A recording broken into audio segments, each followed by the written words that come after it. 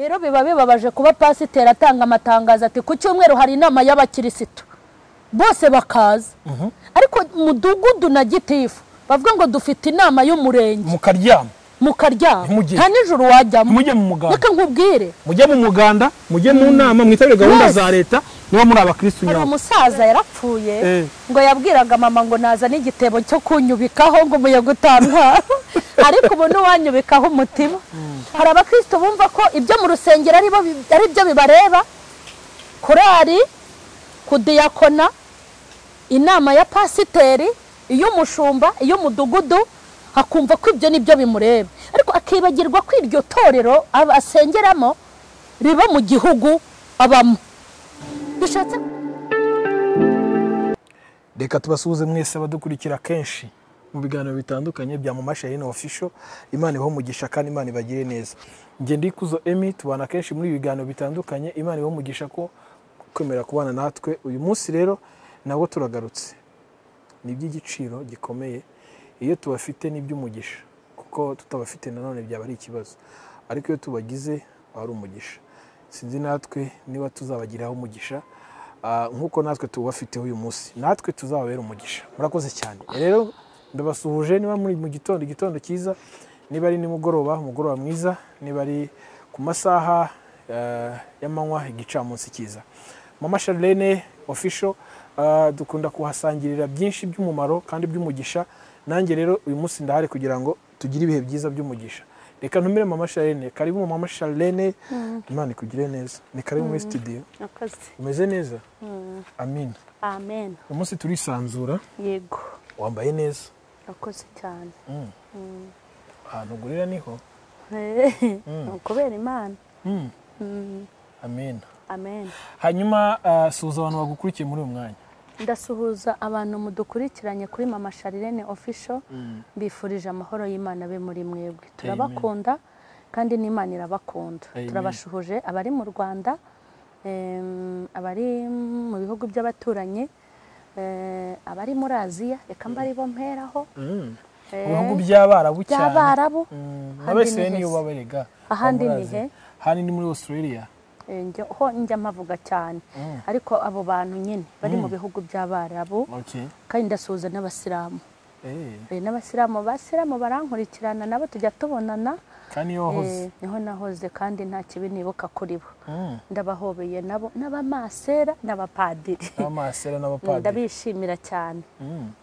Hari abantu badakunda gukora ibiganiro uhagaze yego oya byihorera ahubwo nari narakererewe baho ubutumwa uzikwirirwa nicaye ubwo warakoze rwose iyi style ni nziza kumva kwirirwa wicaye ese baragira ngo nzahinamirane mwagiye mureka nkananura n'amaguru koko ariko se undi ari icyo bibatwaye oya ahubwo nuko buri wese agira ibyo akunda ubu byazigiye nge mba numva ari na sawa. Tugira umugisha wo kubana ariko uyu munsi ejo twari kumwe n'umunsi twari kumwe tugize umugisha wo kuba turi kumwe. Ndagira ngo tuganire ku bintu bidatinda ariko by'umumaro. Yego. Ariko turashimira abantu bose bamaze gukora subscribe. Imana ibahe umugisha. Hanyuma ituro rikomeye dukunda kwakira muri iri torero ni share. Gusharinga inkuru. Na Mama Charlene ndimo ndamutegurira anniversaire. Yewe. Singiri kwitegura ngiye nyine ahubwo mwe turafatanyije gutegura anniversaire. Mu gutegura anniversaire rero ndagira ngo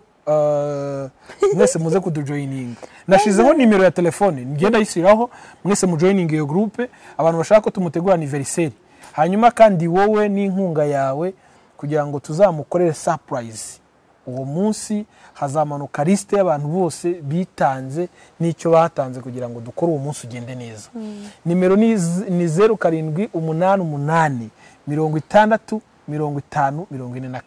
Uvuga ngo abari mu bihugu by'amahanga murakora akamenyetso ko guteranya 25 0 7 8 8 50 54. Hanyuma tumutungure yavutse ku itariki ya mbere y'ukwezi kwa mbere umwaka tutavugiye hano muri rusange ariko twaje kureba amazi iminsi ariko nkari kumwe na mere reka dusuze mama. Mama turamushohoje kubahwa ariko mama nawe ntago abyibuka neza kubera iki babarira cyane kuki se utavuga igihe navukiye uzi ko mbihisha reka mbabwize ukuri turi hafi kumukora anniversaire muzandirimbira byose tuzabikora kuva nabaho rwose Sharirene yayinkoreye rimwe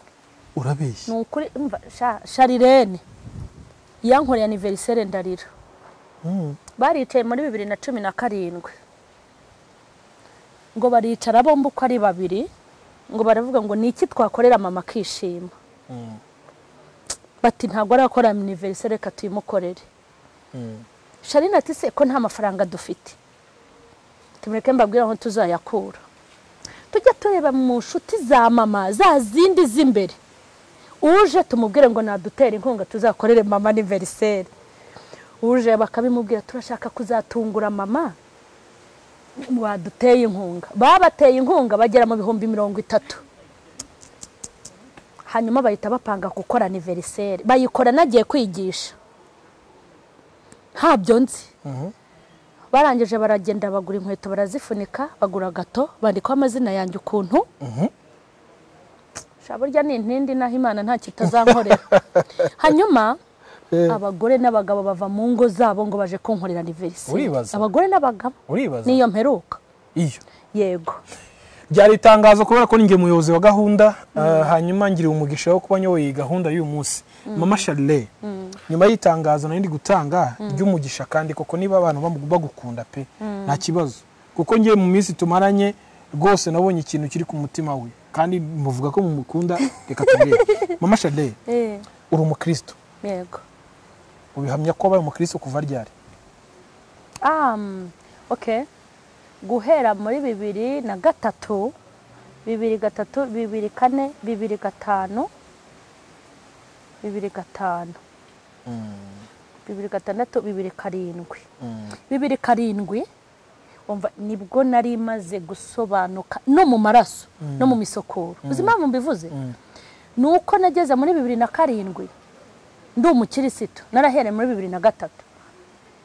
Imana ivugana nanjye irambwira ngo nguzi kubunguba ari bwo nabonye ko uri umukirisitu uribaza ndayibwira inti nazize iki icyambere buri hari abantu bakora ibyo kavuga ngo uri umuntu n'umunyabyaha mukuri kose nta mutima mubi nagiraga nta n'ikibazo nabonaga afite umva ikintu cyatumye Imana imbwira ngo sinari we buryo hari igihe umugabo yakomangaga harabasha kubyakira agataha mu rucuku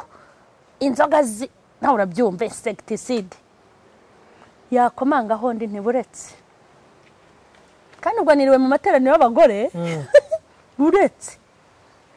nirwa andaza nicaye ngendo muzamuwe ndi kwitotomba ntiburetse abanza komange nawe yumva uko bimeze agakomanga numva simukingurire Imana yanyitegereza ubwo rero nawe akakaruka kwigisha yanyitegereza igahita ifata amasengesho niriwe mu munsi wose ikayacamo umurongo ngo ntiwigeze usenga nako kabazo mbese nari ifite nari ntarumvi yase yasinze nkava kiri inzoga kuba narumvaga ko zinukira nabyo nkamureba nabi nabyo byari ikose ariko umunsi nari maze kubyumva umunsi maze kubyakira ngomba kumenya ngo nubwo nk'izo nzoga n'umugabo wanjye ngomba kumenya ngo naho yataha saa 9 ngomba kumukingurira niwo munsi Uwiteka yambwiye ngo ubu ngubu ngo mu myaka umaze yose 5 ukijijwe ngo nibwo nkubonye ubwo ni nkaho nari maze umwaka umwe hita ndatinya ngira ubwoba sanga hari abantu bamaze imyaka 30 ugasa nimba arampoye icyo ubwo urumva bandi atari danje ubwo rero muri 2007 niho natangiye kuba umuriro nijuru rimpamiriza ariko indi minsi narasengaga nkagerekaho n'uto nka twatundi mugerekaho namwe mugira ngo turoroshye nutwo mama Sharirene abati ngendo umukristo nzahora ndiwe mu bintu byose ngeze kugupfa ngendo umukristo naho naterwa n'ibyago nkagwa no kurugamba ngendo umukristo uko ndi kose maze ninumirwa ngiye gupfa zagira ibyinshi mu bitavugwa zabona ihirwe ngiye mu ijuru haleluya nagira ngo mama Charlene mwibutse ibintu akunda n'ibintu bye nubwo twatera mu dutero yigabanyije ngo naho naterwa nkaba no ku rugamba ngo ndi umukirisitu kandi nzahora ndiwe ako uzi ko kuba umukirisitu byonyine nta kindi ushobora kubyisegura ugasinzira ushobora no kubigendana mu muhanda ukumva uraberewe ushobora kubyegamira ugakomera mbese bishobora kuguhumuriza kuba umukirisitu ibyo byonyine mama Charlene sindi bugutindana uyu munsi ndibuze kwibaza ibibazo bibiri byonyine umukristo ubundi niki umukristo ni umuntu ni umukristo ni uwa Kristo sibyo ukumva umukristo wa Kristo sibyo kera mu gihe cy'intumwa n'akarengane hari ukuntu ngo bajyaga bagenda ngo babareba bati bari aba Kristo aba Kristo n'aba Yesu n'aba Kristo uri kumva twebwe rero turi abantu ba Kristo ni umuntu wemeye kuva mu byaha yego akava mu byaha agapfana na Yesu akazukana nawe ubwo ndagira ngo mbisobanure wenda mu buryo bworoshye atari bwa buryo bwa teoloji umuntu wese yabyumvamo n'umunyamubiri ni umuntu wemeye gupfana na Kristo akazukana nawe akajya birahagije ukakira Yesu n'umwami ubu uri uwa Kristo yego tubanezerewe kubw'uyu mwanya ubushize ngo twakwakiraga izuba ryari ryakwishe ari ryinshi mama Charlene akora mu mvura ubu tuvugana imvura irimo iragwa yatangiye gutonyanga mama Charlene ubushize izuba ryari ryamukubise mama Charlene umukristo yamarira iki igihugu cye umukristo akwiye kumara iki igihugu cye ego ahubwo umukristo ni nawe muntu wa mbere ugomba gufata iya mbere mu iterambere ry'igihugu no mu gufasha igihugu kuko iyo witwa ngo uri umuntu wa Kristo uburuta abasinzi bakirimo uburuta abasambanyi bakirimo uburuta abakigambanira bakirimo uburuta abacyanga kuko wowe uri umuntu w'Imana deje turi mu muyaga mwinshi nibyo nakubwiye ushize hari izuba uyu munsi wagira ngo imvura yigiye kugwa umuyaga mwinshi yego hari agakuru nkuziho ka kera akahese uyu muyaga wahuhaga ngo hari ibintu mama bajyaga bamubwira urabyibuka umuyaga wahuhaga iyo umuyaga wazaga ari mwinshi nguyu hari umusaza yarapfuye ngo yabwiraga mama ngo naza n'igitebo cyo kunyubikaho ngo umuyaga utantwara ariko ubu n'uwanyubikaho umutima ntabwo mama Charlene ni igishongore none uyu munsi ntabwo umuyaga wamukora ntabwo umuyaga wamukora twavugaga ku bijyanye na bakristo mu gihe cyo guteza igihugu imbere uvuga ku misoro waruvuze mbese ni nko wakavuze ngo uruhare rw'umukristo mu kubaka igihugu reka rero nkubwire nibyo nkubwira ngo uruhare rw'abakristo rwari rukwiye kuruta urw'abasinzi rwari rukwiye kuruta urw'abanyabyaha ariko ntabwo rugaragara umukristo yarakwiye kuba uwa mbere mu mutekano mu gutanga amahoro no gutanga amahoro n'amahoro uza kubitandukanya mbese ari amahoro bari bakwiye kuba ba mbere n'amahoro bari bakwiye kuba ba mbere mu gihugu kuko ni abakirisitu kandi intego y'abakristo ni ukubaka aho bageze ibintu bikaba byiza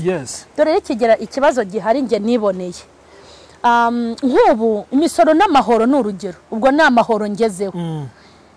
abakristo nibo bari bakwiye kwinjiza imisoro myinshi ku buryo na Rwanda Revenue yajya kubarura ikabona abakirisitu kabisa ariko ubu bagiye kubarura ndakubwiza ukuri basanga aribo ba mbere banyereza imisoro birababaje rero cyane ikindi hari abakristo baba bumva yuko ibintu by'igihugu bitabareba ariko ibintu by'igihugu biratureba 100%. Urikumva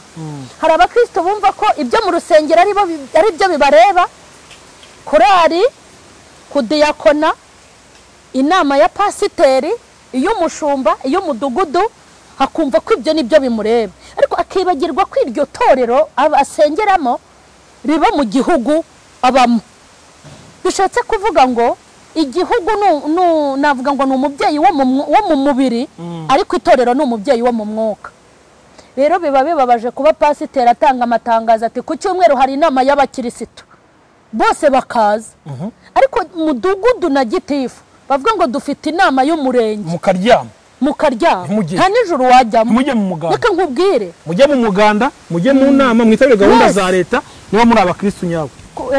kubera iyihe mpamvu hari ijambo nabikuyeho Yesu yari umunyamahoro nimba turi abakristo koko nkuko wari umaze kubimbaza Yesu hari umunsi umwe yari umunyamahoro uriya mugabo yari ifura rimwe ngo baramuteze bamwiyenzaho bavuga ku kibazo cy'imisoro ngo baba bamuteze umutego ngo bagire ngo ni umuswa ngo baramubwira ngo niko se mwigisha ngo iby'umusoro ubivugaho iki yarabashubije yari umunyabwenge yababwije ukuri yarababwiye ngo ibya Kayisari mu bihe Kayisari n'iby'Imana mu bihe Imana Yesu iyeze kuvuga ngo iby'Imana mu bihe Imana Kayisari mu mureke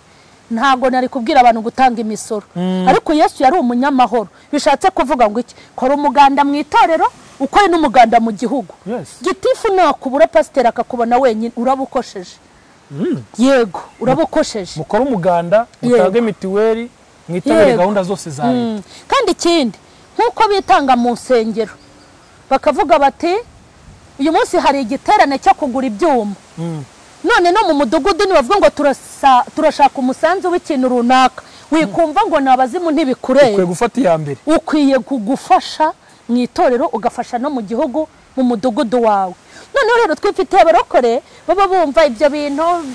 bya leta ntacyo bikubwiye gute hari ibikorwa rero tuba dukeneye muri leta niyo mpamvu hari n'amaboko yacu tugomba gukoresha mu gihugu tukubaka igihugu ikindi nimba uri kwishimira amashanyarazi ukishima ngo kanda ku rukuta bikaka ukishima ngo amashanyarazi yaraje hanyuma se ubona ko uzajya ucanirwa amashanyarazi aho unyuze hose hari uko biri kose bizaturuka mu ikofi yawe muri make dufite ibintu dukeneye mu itorero hari ibintu pasiteri atazampa gitifu azampa hari ibintu gitifu atazampa pasiteri azampa niyo mpamvu aba bagabo bombi bakeneye nkwiye kububaha ngewe njya mbwira abantu ngo ari abagabo babiri nubaha umugabo witwa Yesu na wa wundi kuko bose ni abagabo banyoboye ndumva rero ari icyo navugaho ko uruhare rw'umukirisitu mu kubaka igihugu rurakenewe no kubaka itorero wenda iby'itorero byo tuzabigarukaho ariko umukirisitu ajya yumva yuko igihugu itorero arimo riri mu gihugu yego mwese inshuti zacu abadukurikira kenshi mu biganiro bitandukanye bya Mama Charlene noneho ibyo ari kutubwira nabyo ni iby'umumaro yego ntago azahora mu mwuka tugurutsa gusa rega n'ubu sindi mu mubiri ese Yesu yari ari mu mubiri avuga ngo ibya Kayisari mu bimuhe turi mu muyaga izuba ryavuyeho turi mu mvura tuzakora mu bunyereri tuzagenda mu ivumbi tuzagenda Mama Charlene rero akavuga ati mutanga imisoro mwitabire gahunda za leta ni ngombwa niba uri umukristo ugomba kubikurikiza ahubwo nimba gutanga icyacumi ari icyaha sibyo nimba ari icyaha no kudaha Kayisari ibye ni icyaha ariko ni ngo ni abanyereza imisoro ni icyaha rwose abantu munyereza imisoro rwose kwiyorohereza ngo ni danje ibintu ni danje nyine ariko ugomba kuba umukirisitu ntuzatange ruswa oya ruswa ni icyaha kandi barazitanga abarokore baretse utubari baretse gusambana ariko bazarimbuzwa n'utwo kwa ruswa gukata ku mupaka kugobyora iminzani guhisha uzi ukuntu babeshya sinjye njya kubahahira mu mujyi nkabahahira nkagura ikintu cy'ibihumbi 200 najya gushiduka nkasanga banditseho nk'ijana urumva atari ubugegezi kandi ari abarokore urabeshya ariko hari umurokore sigaye mpahira w'umwana mwiza utajya ubikora incabiranya naraziretse none se umurokore twe kumuvuga umurokore uhahira ntago namuvuga nta n'impamvu turagusuhuje butaha tuzakora publicity kugira ngo abantu baze bakugana ino duha uburenganzira Mama Charlene ngiye kugusezerera ubutumwa waha abadukurikiye muri uyu mwanya mbere yuko ngusezerera ni ubuhe ubutumwa naha abantu kubw'aya magambo amaze kuvuga y'umukristo ku mukirisitu tubeho turi abakirisitu badafite inenge haba mu miryango yacu haba mu itorero ryacu haba mu gihugu ntihakagira umuntu utuvuma yego igihugu ntikizakuvume itorero ntirizakuvume umuryango ntuzakuvume uzagirira umugisha n'Imana yeje kukubwira avuga ngo nzaguhera umugisha mu gihugu rwose mu gihugu ku cyawe mudugudu aho ngaho. kandi nzaguha gakondo Eh. ko Imana yambwiye ko izampa gakondo muri iki gihugu urumva ni mu gihugu cyawe Imana izaho tuvuka babeho rero ari abantu beza batagira uwo babangama aho hantu uko ari hatatu iyo hafite umugisha ubu uri umukristo wuzuye Imana ibaha umugisha. Mwakoze cyane mwese aho twabanye muri iki kiganiro. Mama Charlie Karame hindukira dutahe. yego Mwakoze cyane Imana ibaha umugisha. Dushimire bari ku buhanga bw'ibyuma kugira amajwi n'amashusho bagereho neza. Nge nari Kuzo Emmy nari kumwe na Mama Charlene kwa ajya ngo ni Mukeshimana Mukeshimana Emerita Mama official Mama official. Wow, bye.